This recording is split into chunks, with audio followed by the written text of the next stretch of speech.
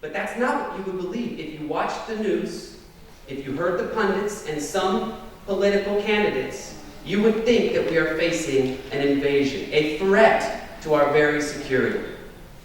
And so last summer, when a few children, yes, thousands of children, came to our country, which we have sold for the past 70 years as the beacon of hope and liberty and democracy in this earth, well, they believed that.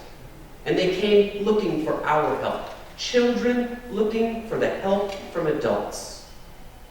And what did we do? We panicked. We called it a threat.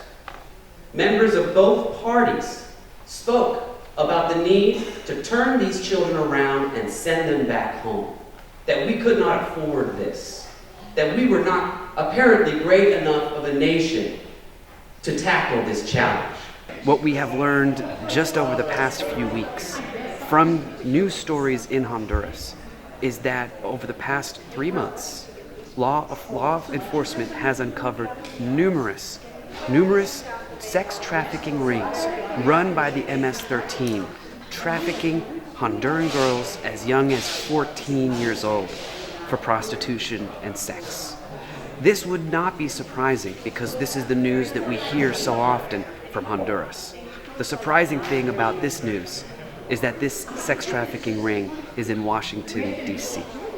What happens when you marginalize a group of people?